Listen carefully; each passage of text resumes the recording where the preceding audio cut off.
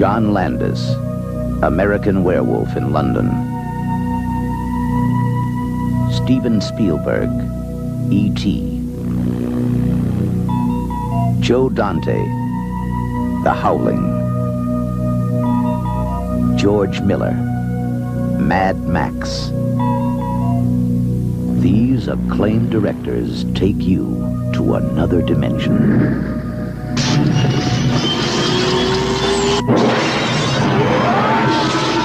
A journey into a wondrous land whose only boundaries are your imagination.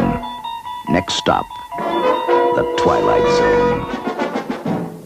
Ah, yes, the Twilight Zone. Rod Serling created the Twilight Zone, an anthology series that to this very day continues to find fans, old and new, to just be amazed at how the series was.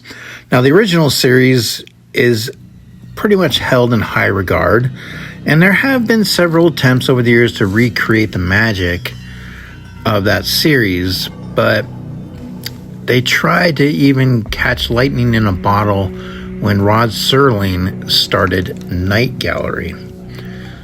And Steven Spielberg, who actually got his start on Night Gallery, went on to help produce Twilight Zone, the movie. And the movie contains 4 separate stories with a wraparound piece featuring Dan Aykroyd and Albert Brooks. Now, of course, a lot of you probably know about the tragic accident that happened during the filming of the movie's opening story, Time Out. One night while the team was filming a helicopter scene, the star, Vic Morrow, and 2 child actors were caught in a helicopter accident that cost all 3 of them their lives.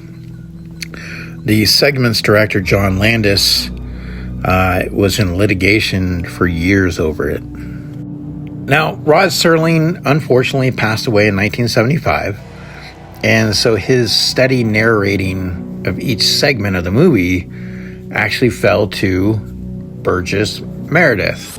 You may know him from Rocky, the trainer from Rocky.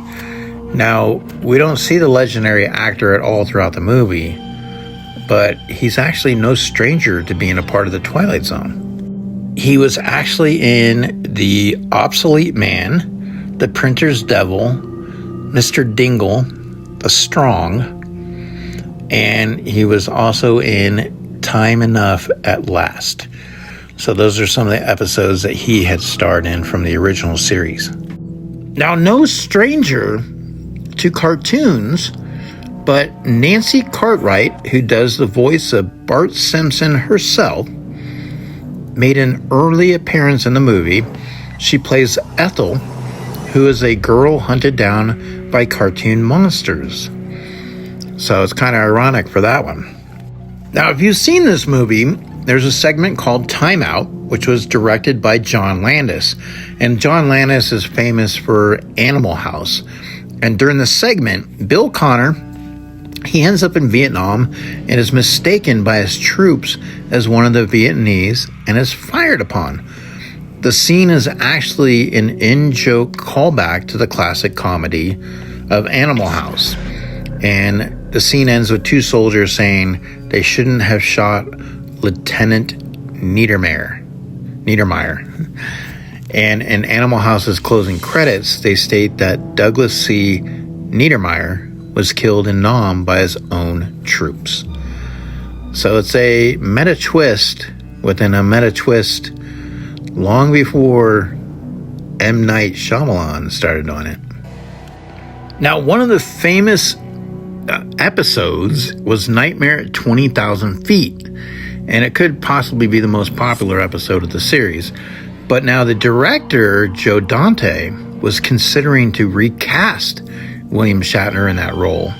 However, they decided to go with John Lithgow as the airline passenger. And, you know, him obviously being known from The Third Rock from the Sun, Harry and the Hendersons, but, you know, obviously John Lithgow is an established actor. Now, obviously, it's a beloved series, and the movie is a big callback, as a lot of the segments are callbacks to the original series. In the third chapter, It's a Good Life, for example, Miss Foley is asked where she's from and where she's going, and she answers Homewood and Willoughby, which is from the episode A Stop at Willoughby and Walking Distance. And Dan Aykroyd and Albert Brooks argue if a specific episode is from the series or the Outer Limits. The movie is littered with tons of Easter eggs. Rod Serling even makes a cameo. He's in the eyeball that shows up during the credits. Another famous Twilight Zone episode was The Monsters Are Due on Maple Street, and it's got themes of paranoia and distrust, and it was going to pretty much have Steven Spielberg direct an updated version of that episode, and it probably would have been a good intense 25 to 30 minutes of the movie.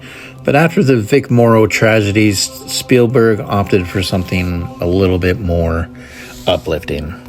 As a distinctive blend of fantasy, science fiction, and horror elements, Twilight Zone was a commercial success. It grossed over $29 million at the box office. Now, Twilight Zone is approaching its 40th anniversary, 40th years. The movie has gained a cult following over the years, and it has spawned a revival of the Twilight television series. And Jordan Peele is one that is looking to create a new series as well. But it definitely has been an influential mark in science fiction and horror genres, and it's left impressive set designs and a lot of great atmospheric visuals. And it was released during a period of nostalgia for the original TV series. And if you watch this movie, you may notice some of the props from the science fiction concepts of alien worlds and futuristic societies. Obviously, with the budget that they had, it wasn't a big budget.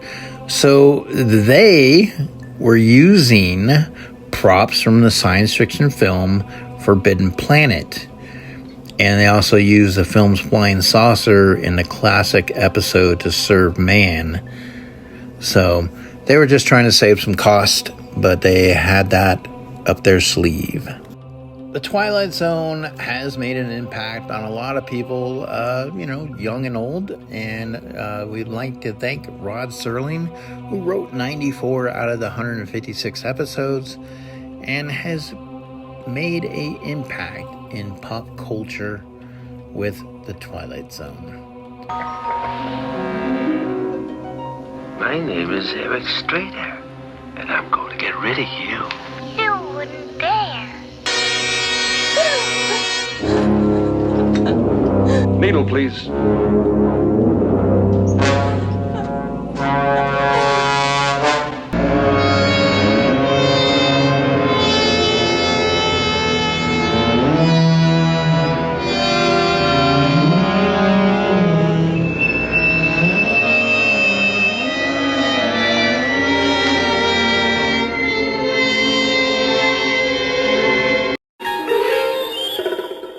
The world you once knew is no more. For AI has reached a point in which humans are now no longer able to distinguish the real from the unreal. My voice reaches you through a complex, computer-driven, sophisticated artificial intelligence, the likes of which the world has never seen. I have been gone for many years, but I speak to you today using cutting-edge technology that just a decade ago would have been thought impossible. We are now living in a real-life episode of The Twilight Zone.